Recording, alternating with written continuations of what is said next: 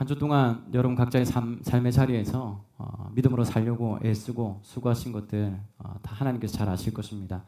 여러분들이 하나님 앞에 예배하고 하나님을 믿는 믿음으로 살아가려고 애쓰는 여러분의 그 삶 가운데 하나님의 역사가 있기를 원합니다.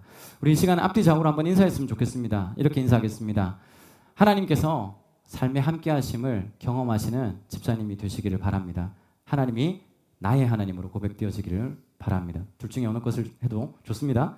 하나님의 살아계심을 경험하시길 바랍니다. 혹은 나의 하나님으로 하나님을 고백하시길 바랍니다. 좋습니다. 어떻게든 인사 앞뒤 좌우로 할 텐데요. 지금 이 표정으로는 안 될 것 같습니다. 싸울 것 같아요. 파이팅 할 것 같아요. 앞뒤 좌우로 인사하겠습니다. 같이 시작. 하나님의 살아계심을 경험하는 집사님 되시기를 진심으로 축복합니다. 하나님을 나의 하나님으로 고백하는 집사님 되시기를 진심으로 축복합니다. 오신 지 얼마 안 되신 분들도 계시고 신앙생활 얼마 이렇게 안 되신 분들도 계시잖아요. 신앙생활을 시작한 지 얼마 안 되신 분들에게는 또 신앙생활 오래 하신 분들이 좀 도움이 되셨으면 좋겠고 서로에게 좀 동역자가 되었으면 좋겠습니다. 우리 교회는 어느 교회를 가든 그런 얘기들을 많이 하시더라고요. 텃세 부리더라 교인이. 우리는 텃세 부릴 분이 없습니다.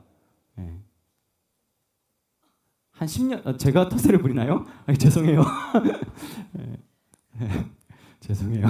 아무튼 서로 텃세 부리지 않고 서로에게 좀 축복하고 뭐 언제 얼마 길었든 안 길었든 우리가 함께 서로 좋은 교회를 만들어 가고자 하는 것이니까요. 서로가 좀 좋은 마음과 기쁜 마음으로 함께 예배하고 좀 쓸데없는 것에 에너지를 안 쏟았으면 좋겠습니다. 요즘 교회들이 별 필요 없는 일들에 얼마나 많은 에너지를 쏟고 있습니까? 우리가 그런 데 에너지를 쏟지 않고 좋은 교회를 만들어가는 이 일에 우리가 서로 마음을 다해서 내가 다니는 교회 참 좋더라. 여러분 내가 다니는 교회 시끄럽고 막 싸우고 난리다 이런 얘기를 하고 싶지 않으시죠? 지금도 노예 안에 아주 큰 교회 이름만 들으면 아실 만한 교회가 여러 가지 일들로 막 힘들어하고 있습니다. 우리 노예 가운데 있는 교회인데요. 한국 교회를 대표할 만한 교회인데 너무 시끄럽습니다. 그래서 그런 모습들을 볼 때마다 참 한국 교회 자체가 좀 올바르고 바르게 성장했으면 좋겠다는 마음도 들고요. 또 그뿐만 아니라 우리 예수님 교회는 좀 불필요한 일들로 시끄럽지 않은 그러한 교회가 정말 예배하는 일에 애쓰고 하나님 찬양하고 기도하는 일에 애쓰는 그런 교회가 되었으면 좋겠다라는 생각들을 좀 해보게 되었습니다. 그런 마음으로 함께 우리 예수님 교회를 세워가셨으면 좋겠습니다. 네, 우리 성경 말씀 볼까요? 야곱이 집을 떠나서 이제 어디로 가고 있냐면 지금 어디로 가고 있죠? 브에세바에서 어디로 가고 있습니까? 따라오고 계시죠? 창세기 말씀을 계속해서 이렇게 혹시 주일날 못 오시면 그 영상으로도 조금 보세요. 그렇게 하셔야 지금 이쯤 와 있구나. 지금 야곱이 집을 떠나서 바단 아람으로 가고 있구나. 한 700km, 800km 정도 떨어진 아주 먼 거리거든요. 그럼 이 먼 거리 서울에서 부산을 왕복하는 거리죠. 이 먼 거리를 아무리 낙타를 타고 간다 하더라도 쉽지 않죠. 발에 물집도 잡히고 먹을 건 늘 부족하고 잠자리는 또 편하겠습니까? 뭐 요즘처럼 가다가 호텔이나 이런 데 있으면 호텔에 들어가서 쉴 수가 있나요? 이 당시에는 그런 것이 없거든요. 그냥 길 가다가 밤이 되면 그냥 거기 길에서 자야 되는 겁니다. 들짐승이 우는 소리, 모기는 또 모기대로 기승을 부리는 그러한 밤이 찾아오는 거죠. 이 먼 거리를 가는 동안에 야곱은 과연 어떤 생각을 했을까요, 여러분? 700km, 800km 떨어진 이 먼 거리를 걸어갈 때 어떤 생각을 했을까요? 이 남성분들은 군대 다녀오셨으니까 행군할 때 생각하시면 돼요. 행군할 때 여러분 어떤 생각하세요? 저는 49km 될 때에 군대를 가게 됐거든요. 그 군장이 너무 무겁더라고요. 거의 뭐 허리를 이렇게 굽히고 이제 행군을 하게 됐었거든요. 머릿속에서 진짜 제가 그때는 이제 신학생이었으니까 머릿속에 하나님밖에 생각 안 했습니다. 야, 이거 중간에 너무 놓고 싶은 거예요. 이거 그냥 집어 던져버리고 싶은 거예요. 군장을. 너무 무거우니까. 그래서 그 마음에 하나님 도와주세요. 그렇게 하면서 걸어갔었거든요. 여러분들이 만약에 이 먼 거리를 간다면 어떤 생각들을 좀 하시겠습니까? 야곱은 어떤 생각을 했을까? 아마도 내가 왜 그랬지? 뭘 그렇게 아등바등하며 살았을까? 가족들끼리 등지면서 얼마나 재산 물려받겠다고 형도 속이고 아버지도 속이고 그리고 결국은 이렇게 쫓겨나는 신세가 될 건데. 지난 시간들이 주마등처럼 스쳐 지나가고 아마도 후회가 밀려왔을 겁니다. 하나님의 계획을 조금만 기다렸더라면, 오래 참음으로 좀 기다렸더라면 가족 관계가 이렇게 어그러지지는 않지 않았을까, 이런 생각들을 아마 머릿속에 하고 있었을 겁니다. 하염없이 걷고 또 걷는 그 시간 속에서 많은 생각들을 하게 되죠. 정신없이 바쁘게 살아왔던 삶의 속도를 좀 늦춰보는 시간입니다. 야곱에게는. 5년 전에 개척한 이후에 여기 주변에 뭐가 있는지 둘러볼 그런 기회가 없었거든요. 지금도 잘 모릅니다. 근데 어떤 때는 좀 걸어보면요, 여기 이런 게 있었어? 안 보이고 못 봤던 것들을 보게 되는 때가 있더라고요. 심지어 이 아파트를 이제 이렇게 걸어보니까 이름 모를 꽃들이 화단에 왜 그렇게 많이 피어 있는지, 이렇게 꽃들이 많았었나? 이런 생각을 할 때가 있거든요. 그래서 가끔은 좀 주변을 좀 걸어보는 것도 참 좋은 것 같습니다.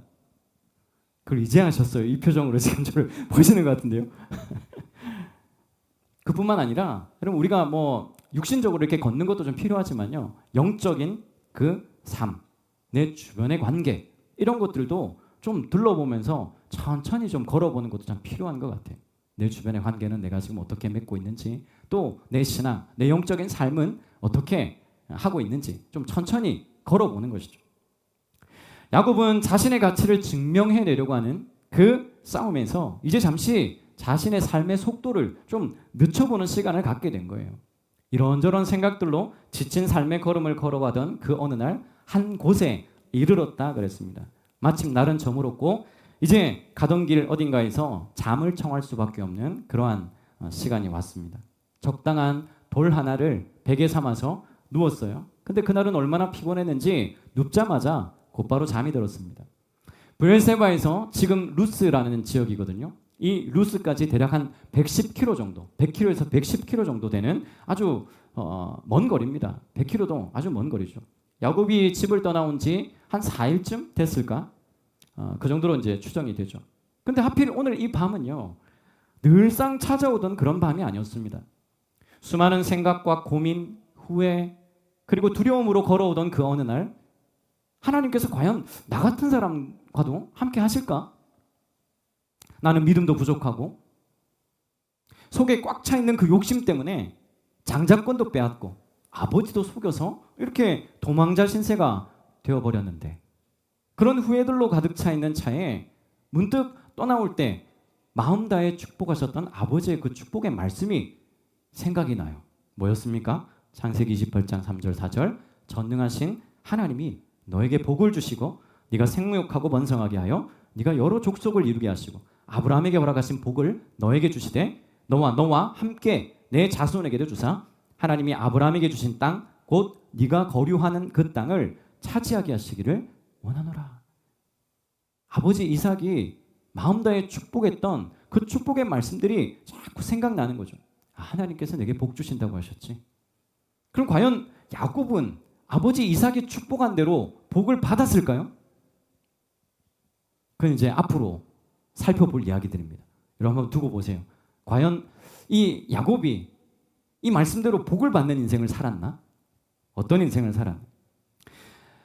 야곱은 마음속에 생각합니다. 아버지의 축복대로, 아버지께서 축복하신 대로 하나님께서 정말 나와 함께 하실까? 하나님 살아계시다고 그랬는데 하나님이 정말 함께 하실까? 여러분, 이 표현이 좀 죄송하지만요, 야곱은 이제 자기의 삶에 하나님이라는 존재를 끌어옵니다. 하나님이라는 존재를 끌어와요. 그의 야곱의 인생의 퍼즐에는요, 뭘 가져다 놔도 맞지 않는 빈칸이 하나 있었거든요. 그 자리는 늘 공백으로 남아 있었습니다. 그런데 이제 하나님을 거기에 끌어와 보는 거예요. 우리는 여기서 야곱과 에서의 그 야곱의 형이죠, 에서의 결정적인 차이를 보게 됩니다. 형 에서는요, 상황이 어그러져도 에라이 무슨 하나님 무슨, 기도에도 응답이 없고 내 삶은 내가 쟁취하는 것이지, 내가 열심히 살아서 내 가치를 증명해내는 것이지, 이 생각에서 벗어나질 못하는 거예요. 에서는 신앙이 자라지 못하는 이유죠.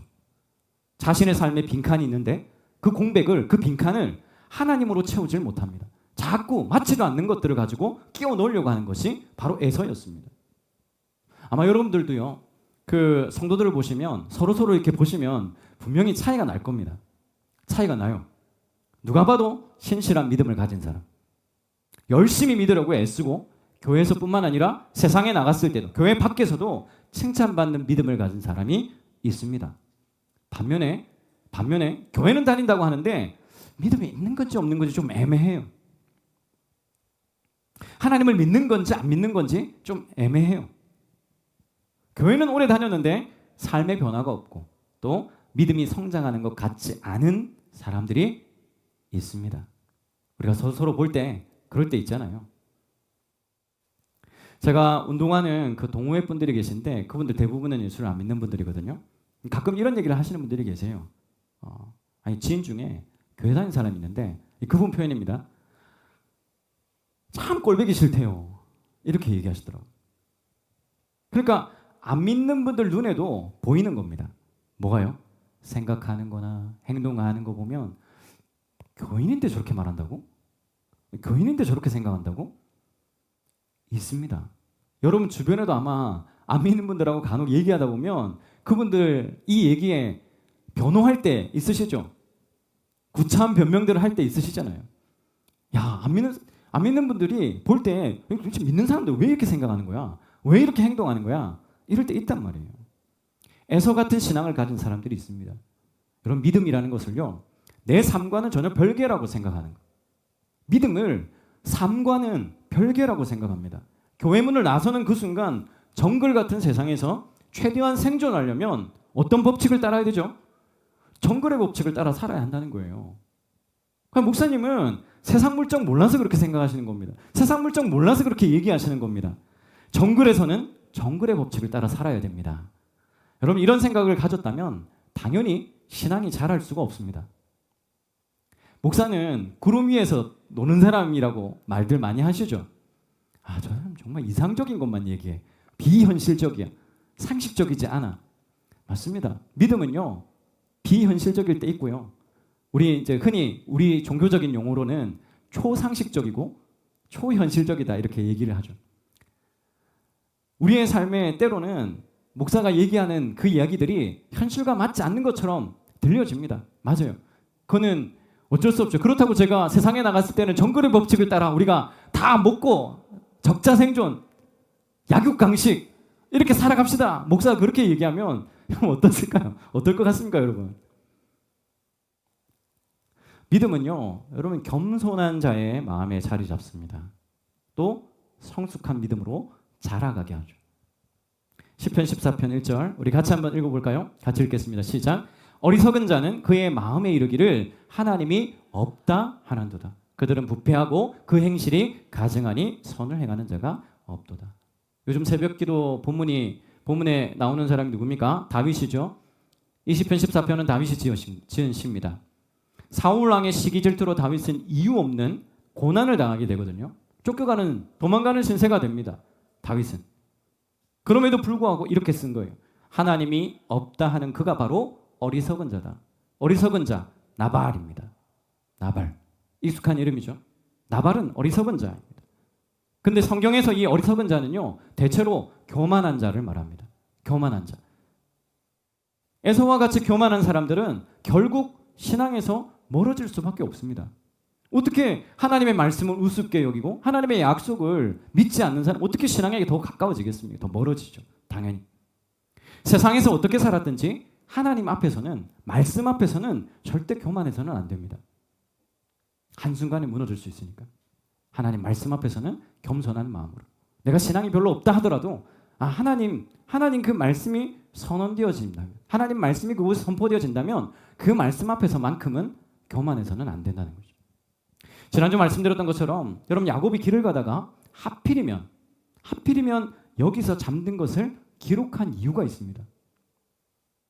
왜 여러분 잠은 매일 자는 거잖아요. 야곱이 뭐 잠을 한두 번 잤겠습니까? 매번 자지 않았겠어요? 그런데 오늘 성경에 왜 특별히 어느 한 곳에 이르렀을 때 잠을 잤다 이걸 기록했냔 말이죠. 그 이유가 있단 말이에요. 잠잔다는 것은 말씀드렸죠. 잠잔다는 것은 뭐예요? 힘을 빼는 것입니다. 그때 하나님께서 그의 꿈을 통해 찾아오신 것이죠. 내가 너와 함께한다.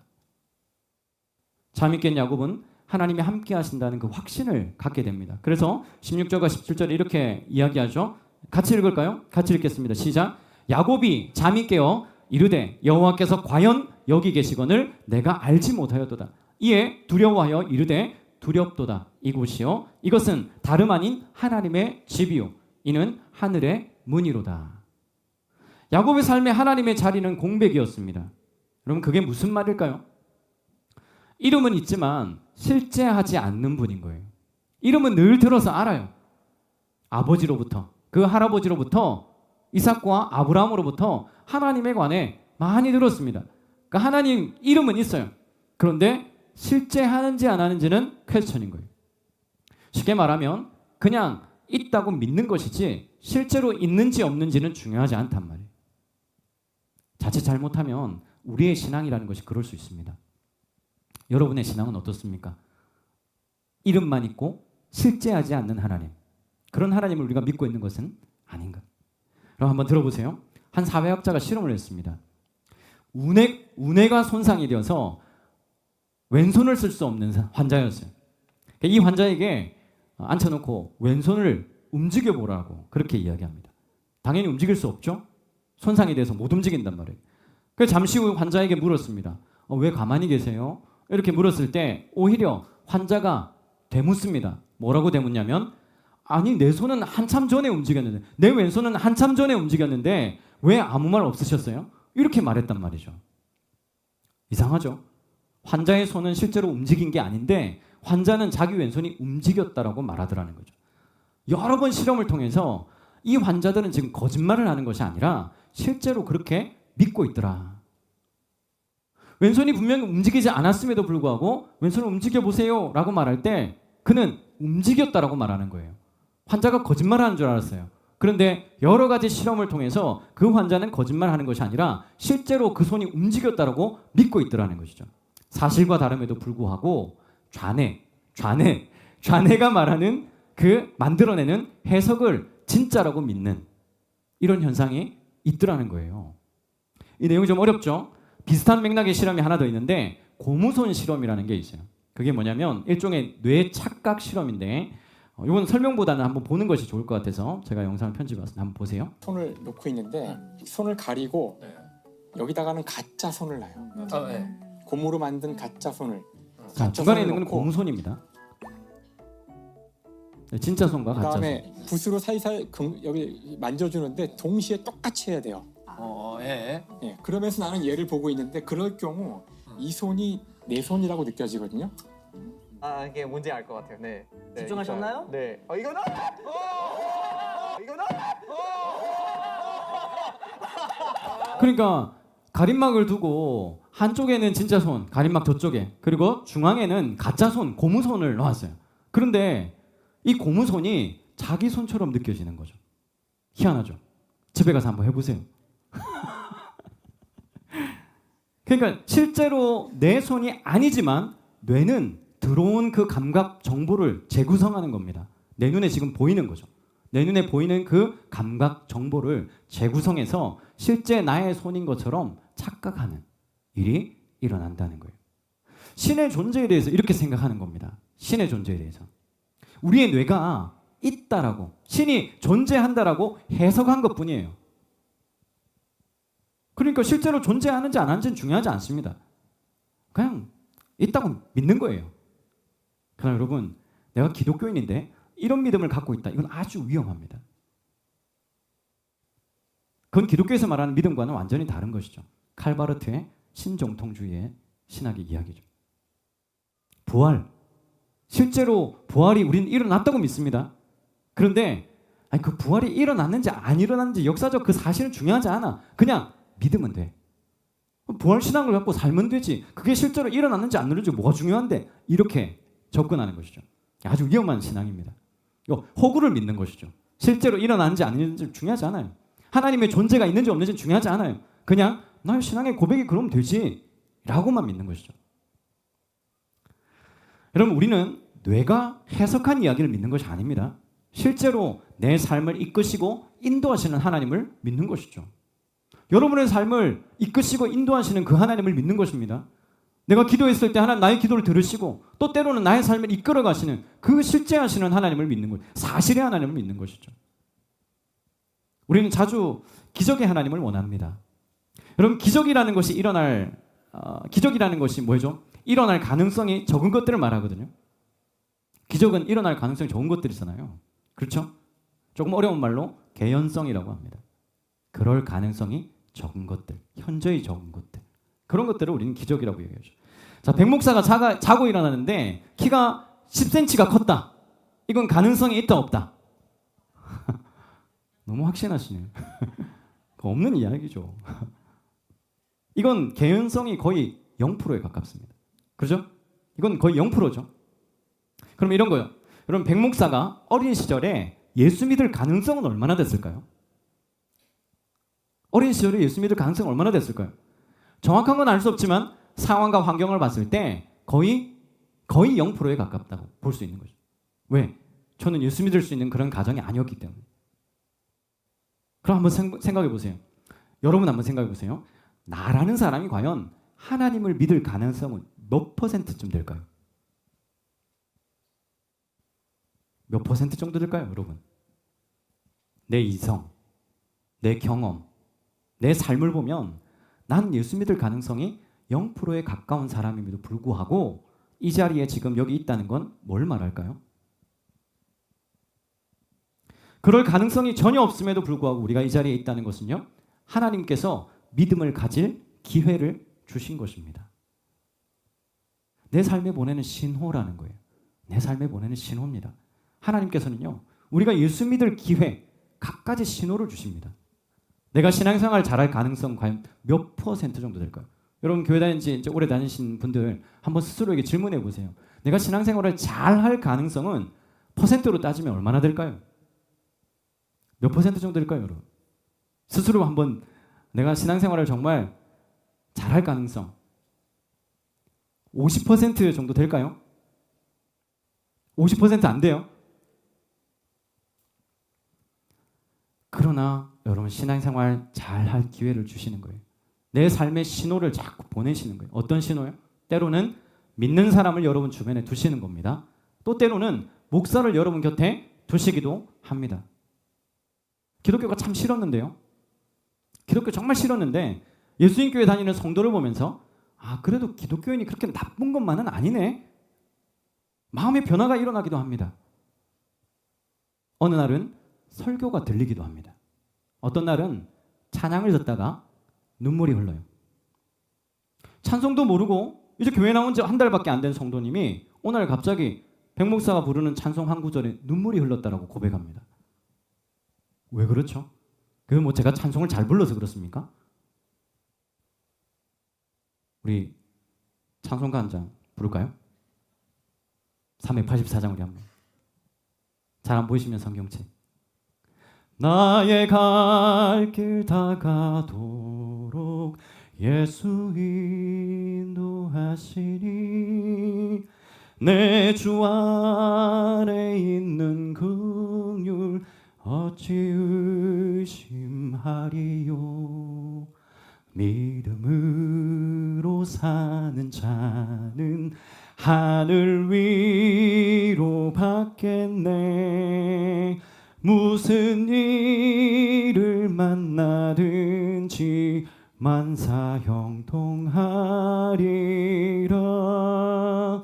무슨 일을 만나든지 만사형통. 한 번 더 고백합니다. 나의 갈 길 다가도록. 나의 갈 길 다가도록 예수 인도하시니. 어려운 일 당한 때도, 어려운 일 당한 때도 족한 은혜 주시네. 나는 심히 고단하고 영혼 매우 가라나. 나의 앞에 반석에서 샘물 나게 하시네. 나의 앞에 반석에서 샘물 나게 하시네. 3절은 집에 가서 3절 집에 가서 한번 불러보세요. 늘 예배를 드리는 둥 마는 둥 했는데 어느 날은 예배에 진심이 없는 내 자신이 부끄럽고 또 때로는 그런 내 모습을 보면서 하나님 과연 어떻게 보실까? 갑자기 두려운 마음이 확 찾아올 때가 있습니다. 어떤 날은 아무 생각 없이 예배를 드렸는데 오늘 갑자기 예배에 은혜를 받습니다. 하나님께서 주시는 신호입니다. 그 신앙생활 잘해서가 아니고요. 신앙생활 잘하라고 하나님이 우리에게 주시는 신호, 신앙이 좋아질 기회를 주시는 것입니다. 여러분, 내가 신앙이 좋아서 은혜를 받는 게 아니라 하나님께서 지금 너에게 은혜가 필요해. 그래서 은혜를 주시는 것이죠. 지금도 기적은 일어나고 있습니다. 여러분, 각자에게 주어지는 신앙의 계기들이 있습니다. 신앙의 회복을, 그리고 하나님을 만나는 그런 계기. 하나님의 자리가 공백이었던 내 삶에, 내 신앙에 하나님은 그 자리를 꽉 채우시는 때가 찾아오는 것이죠. 오늘 야곱처럼. 그 15절에 야곱이요, 하나님의 말씀을 듣죠.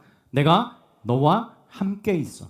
네가 어디로 가든지 너를 지키며 너를 이끌어 이 땅으로 돌아오게 할지라.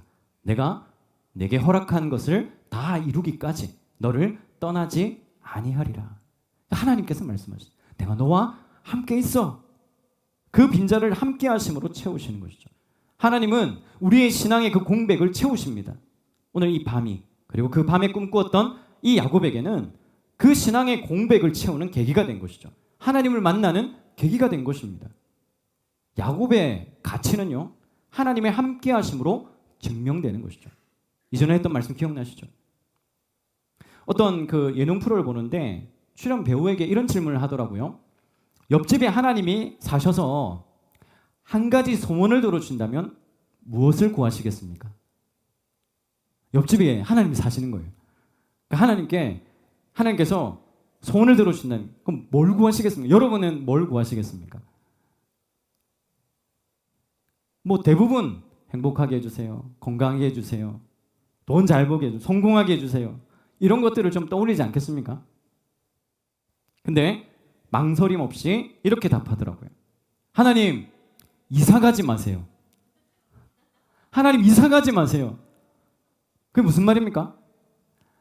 하나님이 함께 하심의 가치를 잘 아는 대답이죠. 다른 거 다 필요 없어도 하나님이 나하고 함께 하시면. 야곱은요, 지금 그게 복인 줄 깨달은 것입니다.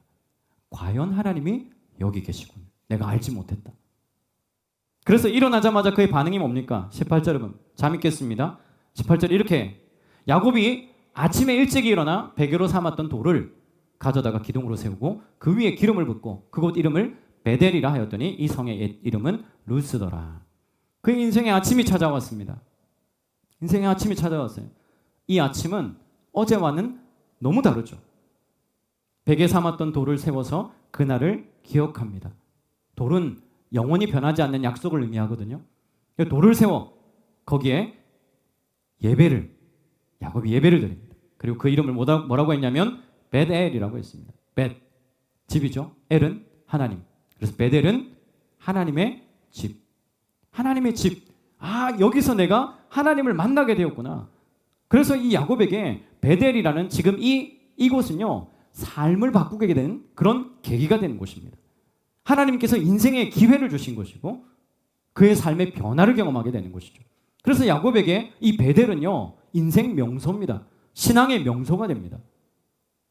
사랑하는 성도 여러분, 오늘 여러분들의 그 신앙 회복의 장소, 믿음이 시작되는 곳, 다시 한번 하나님을 찾을 용기를 얻게 되는 그곳, 믿음으로 삶의 변화를 경험하는 그곳이 바로 여기 예수인 교회, 여러분에게 인생 명소, 신앙 명소가 될 수 있기를 주님의 이름으로 축복합니다. 여기에서 야곱은 서원합니다. 서원은요, 하나님 앞에서 하는 신앙적인 맹세입니다. 하나님 앞에 하는 신앙적인 맹세예요. 야곱이 하나님께 드린 서원이 세 가지죠. 첫 번째는 이제 하나님은 나의 하나님이 되실 것입니다. 이전에는 할아버지 아브라함의 하나님, 아버지 이삭의 하나님이었거든요. 근데 이제는 뭐라고요? 나의 하나님. 우리 찬송했던 것처럼 나의 하나님으로 고백하는. 내가 하나님을 섬기겠습니다. 두 번째는요. 이곳 베델을 하나님의 성소, 하나님께 계신 예배의 장소로 삼겠다라는 것입니다. 세 번째는요. 소득의 10분의 1을 하나님께 드리겠다. 결단하는 것이죠. 이게 야곱의 세 가지 서원, 하나님 앞에 드리는 맹세였습니다. 여러분, 야곱 인생의 공백을 믿음의 고백과 결단으로 꽉 채우는 시간이 바로 여기 베델이었습니다. 그리고 이 베델에서의 시간이야말로 인생이 변하고 하나님의 함께 하심을 깊이 경험하는 결정적인 전환점이, 변곡점이 되죠. 야곱의 인생에 공백을 채우셔서 하나님께서 그 삶 가운데 함께 하심을, 이 빈자리에, 이 퍼즐의 빈자리가 바로 하나님이셨구나. 그걸 깨닫게 되죠. 사랑하는 성도 여러분, 야곱의 인생에 하나님이 계시지 않았던 것이 아닙니다. 그걸 모르고 살았던 것이죠. 하나님이 이미 우리에게, 우리의 삶에 수많은 흔적들을 남기셨어요. 기독교인이었던 한 사람을 내 곁에 두셨다면, 어느 날 문득 들려오는 찬양 한 소절이 있다면, 마음을 울린 설교 한 편이 있다면, 힘들 때 건네받은 그 위로의 한마디가 있다면, 돌이켜보면 하나님께서 계속해서 흔적을 남기시는 것이죠. 내가 여기 있다. 하나님께서 보내는 신호들입니다. 하나님께서 우리를 변화시키고 우리의 신앙을 회복해 하실 기회, 마음을 다잡고 다시 한번 하나님께로 나아올 기회, 믿음과는 전혀 별개로 살았던 삶을 살았던 우리에게 믿음의 길로 들어서도록 하신 것이죠. 우리의 삶의 공백으로 남아있던 자리를 하나님으로, 믿음으로 채우라고 주신 기회입니다. 어쩌면 우리 인생의 가장 큰 공백은 뭘까요? 야곱의 인생의 가장 큰 공백은 왜 이 자리가 빈칸이었을까요? 그건 하나님이 없었던 것이 아니라 하나님을 모른 채 살았기 때문입니다. 베델에서 야곱의 인생의 퍼즐의 공백을 채우셨던 그 하나님께서 오늘 우리의 빈자리도 함께 하심으로 채우실 것입니다. 오늘 이 예배가 여러분 인생의 베델이 되어서 여호와께서 과연 여기 계셨건을 내가 알지 못했다, 그걸 깨닫게 되는 은혜가 저와 여러분들의 있기를 주님의 이름으로 축복합니다.